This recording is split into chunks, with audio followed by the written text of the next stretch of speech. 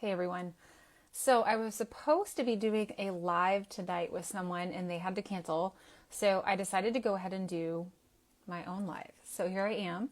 And I'm going to talk through the subject of why are women leaving the church?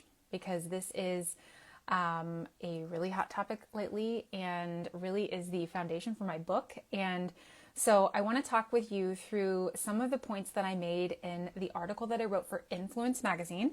It's called Why Women Leave the Church and How to Bring Them Back. And I don't necessarily think the reasons are what people would think right off the bat. I think people immediately think deconstruction, deconversion, that kind of thing. Abuse, sexual abuse, which those things are certainly part of it, but there's a lot more to it. And like so many things, it is very nuanced and there are a lot of different layers and there are a lot of different reasons. But I think, and here's the book, just if you haven't seen it yet, but I think the most important thing, or one of the most important things that I came out of writing the book, holding on to, is that women still love God. They still want a relationship with Him. And they haven't let that go. And so despite a lot of the negative stuff that we hear and some of the things we're trying to rectify now, reconcile now within the church, there's a lot of hope because people still believe that God is good and they ultimately do want a relationship with Him. And so I want to talk a little bit about these stats. And so this is the one that really was the kicker for me. And it was this. From 2003 to 2019, the weekly attendance among female adults at church shrank from 48% to 31%. That declined 17 percentage points in less than 20 years.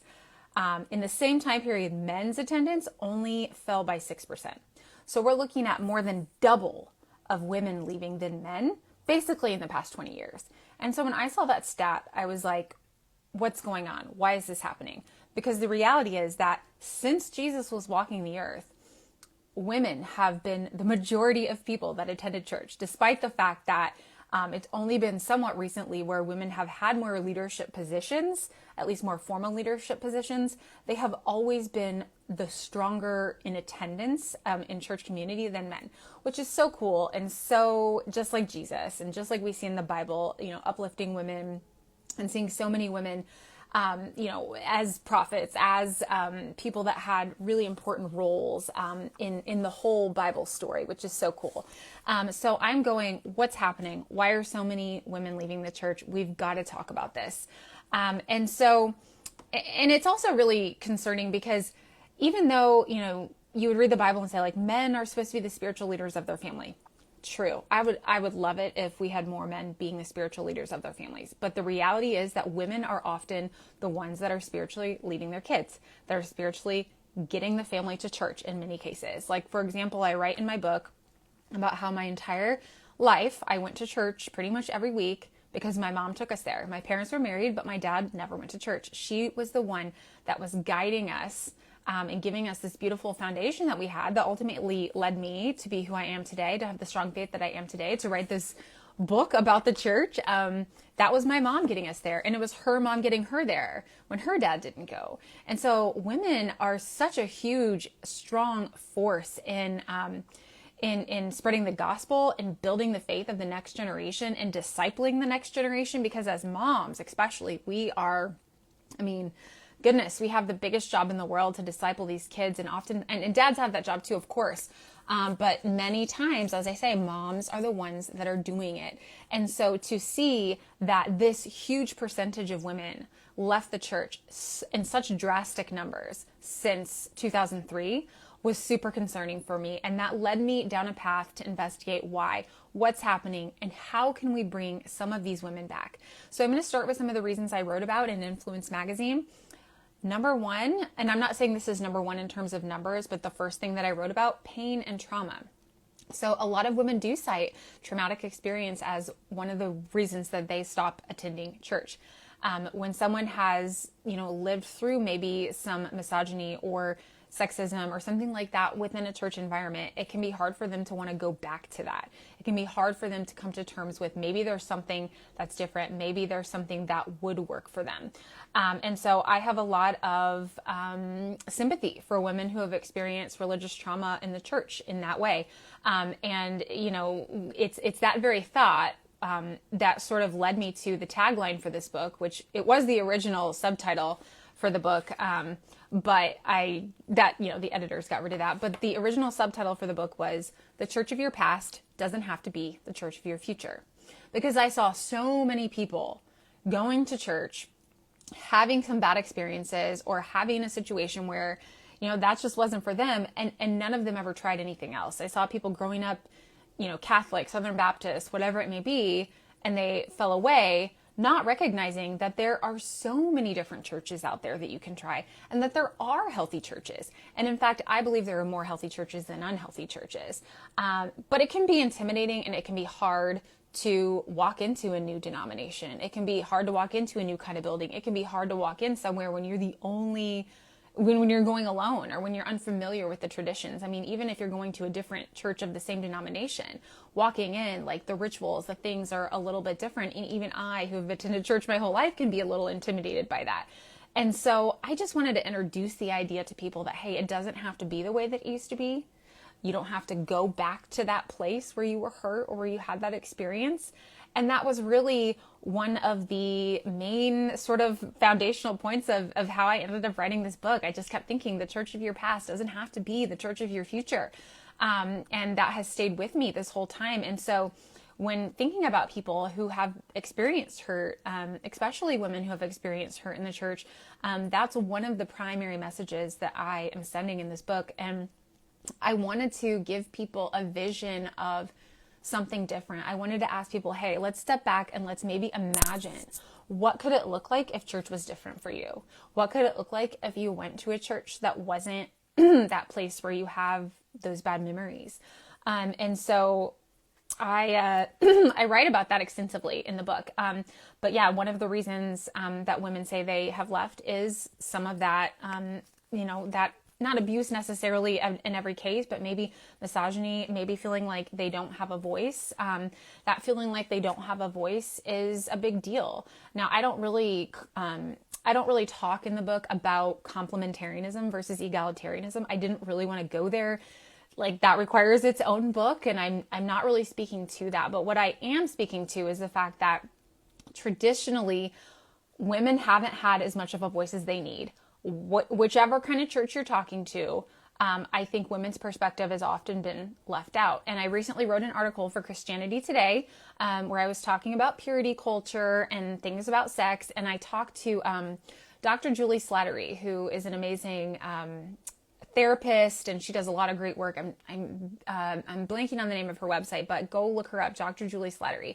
And one of the things that she said that was so powerful to me, and when she was talking about sex, was she said, you know, in the Christian world, in the church, men talk to men about sex, men talk to women about sex, women talk to women about sex, but women are not talking to men about sex, meaning men in the church are not hearing the perspectives of women in the church when it comes to sexuality within marriage.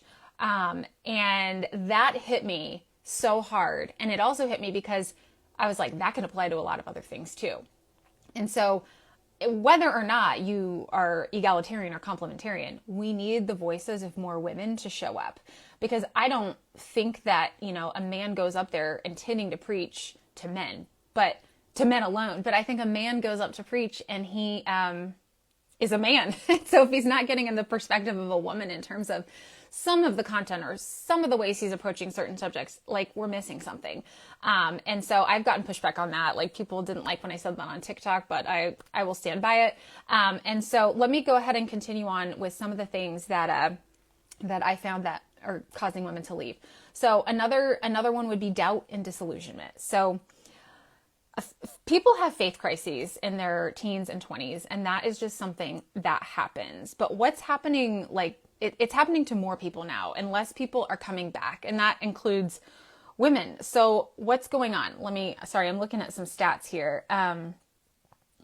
So we're seeing people where they have felt like in the past, they have felt like that their questions are not welcomed. We're seeing people that feel like, when they want to talk about hard things, it's sort of not taken seriously, or it's brushed aside, or they're not given the time of day to be able to really work through things and wrestle through things. It's almost like in some situations, like there is church leadership or there are people in ministry that they're talking to that are almost like afraid of questions and afraid to wrestle. And so one of the things I talk about in the book is that it's okay to wrestle. It's okay to doubt.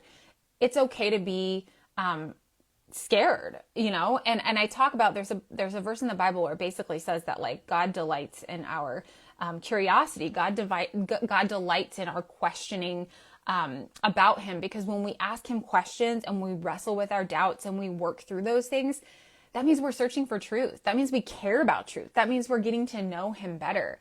And so rather than being shamed for doubt or looked down upon for having questions, I'm telling women or telling people, like, no, bring those things to God, because God delights in that you care enough to be asking the questions, that you care enough to be wrestling with those things. And so it really saddens me when I hear about people who have been in situations where those questions were given pat answers, or they were sort of like shown the door, or just really given unsatisfactory responses in the church. And I really hate that. And I want to sort of present the option that doesn't always have to be the case. So outside of that, in terms of what are the demographics? So the two highest demographics of women leaving the church are single women and single mothers. And that is no surprise, really, especially for the single mothers, just because it's really hard to get to church with kids, especially little kids, getting out the door with them, getting their clothes on, all of that. That is not an easy task. Trust me, I know, I've done it many times. And so it's very easy to understand why single moms are like, I want to say it's something like 70% of single moms, Christian moms, are not going to church. And so that was very concerning. It's why I really had a focus on that in one of my chapters. And I also, one of the people that endorsed my book was, Michelle Donnelly from Plus One Parents. This is an amazing ministry for single parents. And she's doing great stuff. And I talk about in the book, like how important it is for churches to be going out of their way and intentionally seeking out ways that they are reaching out to single moms. And on that same note, reaching out to single women, because single women as well, in a very different way, often feel that they don't have a space, they don't have a place, they don't have a voice in the church. Now, I know every church would say that they're welcome, and I do think that churches welcome people, but the question is, are they seeing them? Are they hearing them? Are they making a point to listen to them?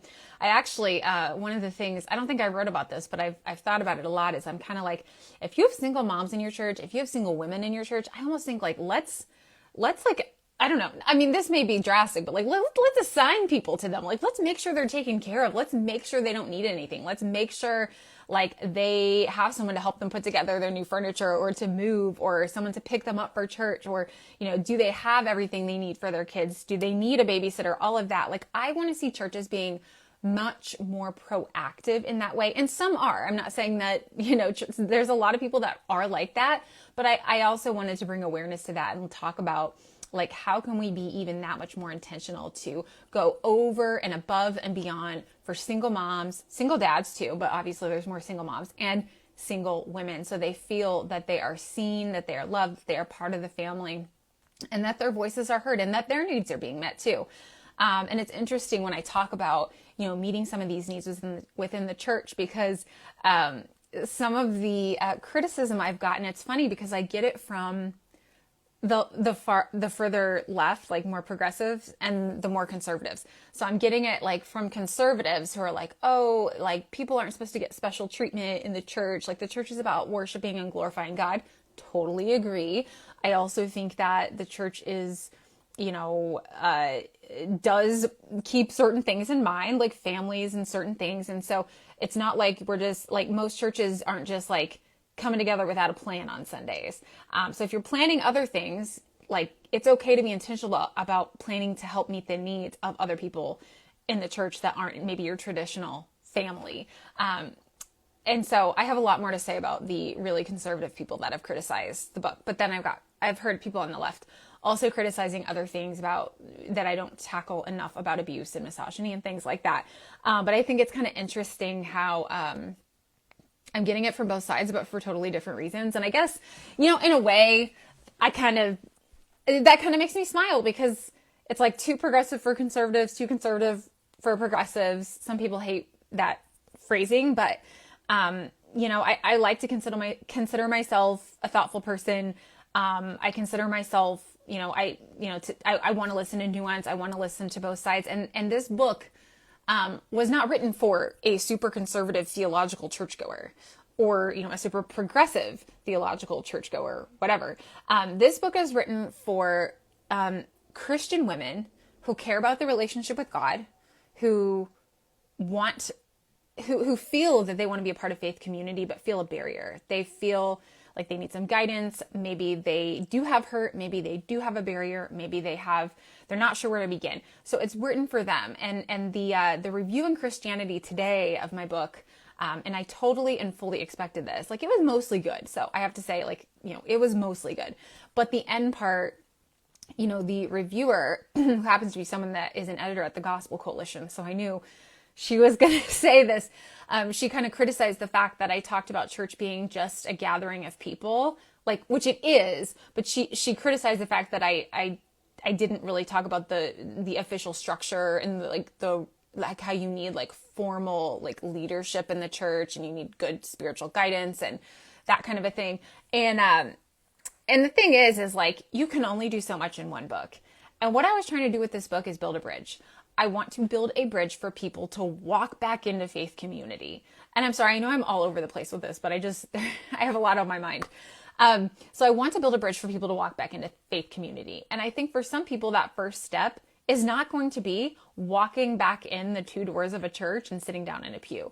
I think for some people, that's going to have to be a living room with some other people talking about God on a regular basis. Now, ultimately, I really do think that God is going to lead you back to a more formal church body. Ultimately, I do think that. Do I think it has to start there? No. Do I think some people need to start slow, need to start gentle, need to start softer? 100%. And so, it's difficult to build that bridge and then also kind of put in the same book, also, you need to sign something that says you're going to become a member of a church. That's not what I was going for in this book. And so it's just very difficult to please everybody because people have a lot of opinions on this. So I just did the best that I could, and I went with what I felt like God was leading me to write, and I wrote it. So back to some of the reasons that people are leaving. And another one, this is huge, and it's not just for women, lack of discipleship. There's a discipleship problem in churches across the country, in my opinion. It's we've not only lost Sunday school. What happened to that? We used to have Sunday school where people could learn theology, people could learn church history, things like that. That doesn't exist anymore. It's in place of it, we have small groups, which I love small groups. I think they're great. I think they're very important, but we no longer have people learning why we believe what we believe. We no longer have people leading the next generation in this very physical, visceral way. And I think that is very obvious and very reflected in the fact that people are leaving. They don't have anyone to be going to with their questions. They're asking the internet, and to ask the internet is not a good idea, because who knows where that will lead you. I mean, TikTok theologians are everywhere and they don't know much. So I think we really have a problem with discipleship. And I think it's difficult with discipleship because it's not something where you can make a spreadsheet and partner people up. It's kind of like a, God, Holy Spirit thing. And yet it's still not been a priority in a lot of churches. I like to give the example of, I used to work with an organization that worked with teens in foster care. And so they provided mentors to these teens in foster care. But they didn't want to just assign someone to be a mentor to a teen. They said, we're going to have these events and just show up and just see who you connect with, talk to somebody. And the idea, of course, was eventually you're going to hit it off with one of these teens, and hopefully that's going to be the person you mentor. Well, we should be doing the same thing at churches. But I just don't see that happening. And I also see a real lack of intergenerational sort of cohesion. I just finished writing an article for Christianity Today about the state of youth ministry today. And the thing that I mean, I interviewed like 7, 8 youth pastors across the country. And one of the number one things that every single one of them says was we need more intergenerational discipleship and ministry. And so that is something I see youth ministers doing and pushing for. And I want to put out there. I want to promote that idea. Like, this intergenerational thing is so important. And I write in the book about when I was in college. I was in a small group, and this woman that led our group, this like a church where a lot of college kids go. This woman that led our group, her name was Maxie, and she was literally 90 years old. 90 years old, bunch of 20-year-old girls. And at the time, I didn't really register how kind of amazing that was and how cool it was that we got to learn from her. I mean, that was 20 years ago. So if she was 90 years old, so the woman was like, I guess, born in 1910 or something. So isn't that insane? And it's like, first of all, I mean, you got to have a really special 90-year-old that's going to actually lead a small group of college girls, right? But there's a lot of people that are probably a little younger than 90 that would be a lot more interested in working with youth. And so I think discipleship, we can have discipleship of like college to high school, but like, let's think about how we can intergenerationally disciple one another and be more intentional about that. I think if there was more discipleship, there would be less leaving, because there would be people to go to, trustworthy people that you can ask questions to, that you have there for you when you're running into that stuff, that people that are checking in on you. That's the other thing in that article about the youth ministry is like, it was actually super depressing learning about how youth groups of the 90s were like such a failure in so many ways. But now the youth group pastors are really communicating more with the college pastors and making sure they're following up with these kids. But one of the worst statistics I heard about COVID was that, gosh, I wish I could remember, but it was something like only 10% of people that were part of youth groups were personally contacted by a youth pastor once their church was shut down and COVID started. That's horrible, guys. That's really horrible. Like, I know that everybody had a lot going on there, but the fact that only 10% of people that were part of a youth group were actually personally contacted by a youth pastor during the pandemic when the churches were shut down, like, that tells you something. Like, there's a problem. There's a disconnect here. And this isn't just about women. Obviously, it's about all people, but it contributes to the exodus of, men and women. Okay, I'm not gonna be able to get through everything in this article, but another one of the big things I found of why are women leaving church, it's just like lifestyle changes. We in America are becoming a post-Christian culture. And so going to church, it's just not as common as it once was. It's not as normal as it once was. It's not as like, hey, like, who goes to church, right? And so women, especially women with small children, statistics show they are the most stressed out. Shocker. They're extremely overwhelmed. They are way too busy. And so when something has to go, guess what goes? Church. Church goes. It's not a requirement. You don't need it to get through life. It's actually an extra thing. It's sometimes hard. And so people just like dropped it. They didn't drop it on purpose. They didn't like intentionally be like, yeah, I'm going to quit going to church, whatever. It just kind of happened slowly over time. And that's really unfortunate, but it is part of sort of American culture. And this next statistic is another one of the ones that really got me going on this book, which was, women say, this is in one particular survey out of Barna, women say that the number one thing that they would like to improve in their life is their relationship with God and church activities and their faith life, right? They say that's the number one thing they want to improve. In the exact same survey, a couple of questions later, they're asked, what are you actually making a priority in your life? And do you know what was last on the list? Their relationship with God and their faith life. So the thing that they say they want the most is the thing that they're putting last on the priority list. And so when I saw that, I just kind of said, I think we need to have a little sit down chat. I think we need to talk about this because women are not stopping, the speed demoning through life long enough to sit down and figure out what they really want. And when you sit down and figure out what you really want, you make different decisions. You start moving things around to get to the goal that you have in mind. And I use this example as well in the book. A pastor that I once had used this a lot, and I thought it was really interesting. He talks about, imagine your life as a vase. So a vase that bigger at the top, small in the middle, bigger at the bottom. you got to put those foundational things at the bottom because that's the only place they're going to fit.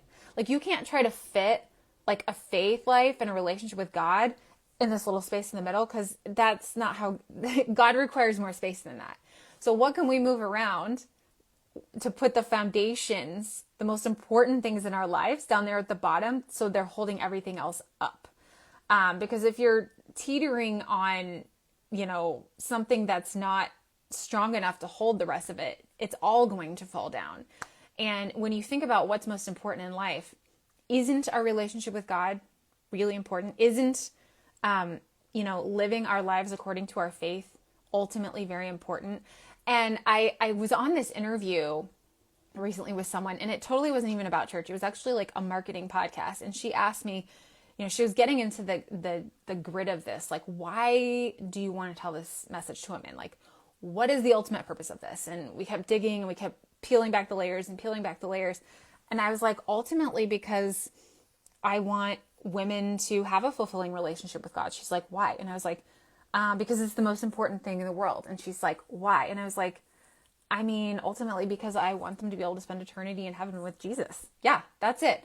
I mean, it is the most important thing. When it comes down to it, it's like, this life is but a whisper. We are only here for a brief time. And it's easy to get mortal about it right now after what happened yesterday, the school shooting, which has really been breaking my heart since I heard about it, especially because I got kids that are young, and it's really freaks me out. So anyway, that is ultimately, it's about women deciding what they really care about, what they really want, stopping and intentionally making decisions to move things around and maybe throw some things out in order to make space for this faith that they say that they want so badly.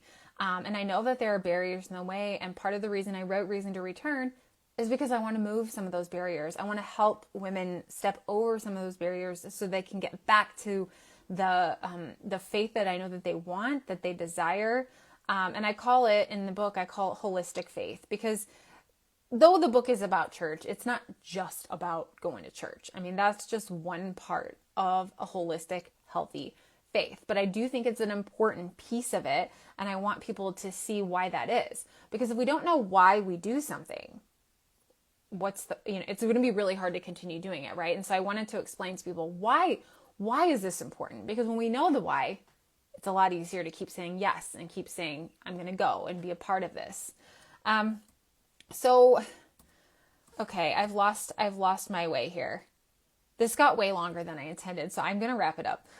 But read my article in Influence Magazine. It's just influencemagazine.com. Look up my name, Ericka Andersen. The article is called Why Women Leave the Church and How We Can Bring Them Back. Check out my book, Reason to Return, Why Women Need the Church and the Church Needs Women. I would love to get your feedback on it. I would love for you to share it with your churches, small groups, book clubs, all the things. You can check out more information on that at reasontoreturn.co. And I will see you next time.